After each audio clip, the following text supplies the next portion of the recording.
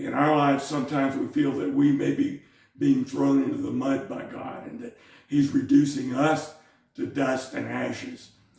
And it seems to us that God is doing these things to us and that they're unfair, they're uncomfortable, and it may anger us, it may frustrate us. And what we don't realize is that God is doing it for our own good.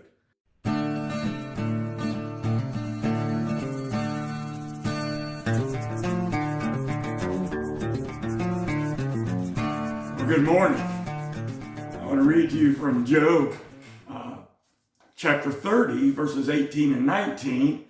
It says, "With great force my garment is disfigured. It binds me about like the collar of my tunic." My friend had a 6-year-old niece, and she was playing in this little basketball league.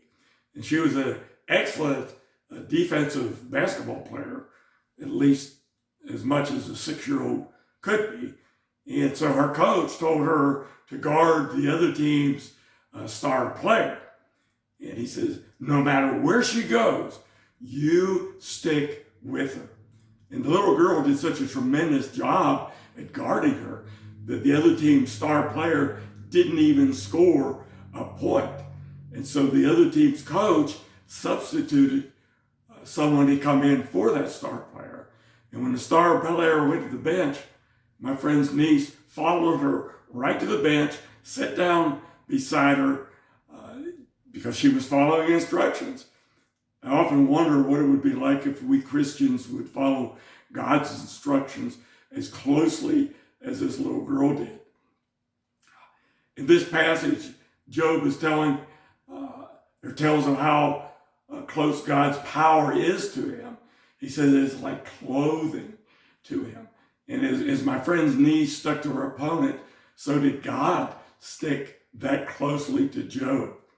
In his misery, Job actually at that time probably thought he would have enjoyed a little separation, not realizing that it was God who was protecting him from these attacks by Satan, even through his misery.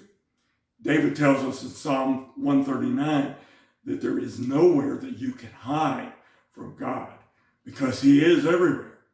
And Job speaks of how God throws him into the mud and reduces him to nothing. And Job says this is a complaint. He doesn't realize that God is allowing this to happen to him. It's not actually God who's doing it, but it is God who allows it. And he's doing it for God's own glory. And there was lots of things about this incident that Job wasn't aware of, that he wasn't told. And truly his faith was tested greatly, but he always held strongly to his faith in God's goodness. In our lives, sometimes we feel that we may be being thrown into the mud by God and that he's reducing us to dust and ashes. And it seems to us that God is doing these things to us and that they're unfair, they're uncomfortable, and it may anger us, it may frustrate us. And what we don't realize is that God is doing it for our own good.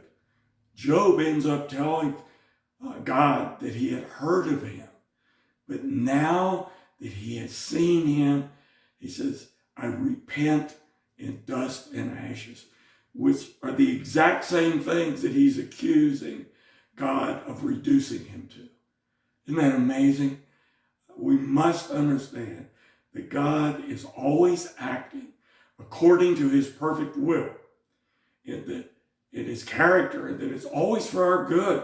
And whether it seems that way to us or not, we must believe it is true.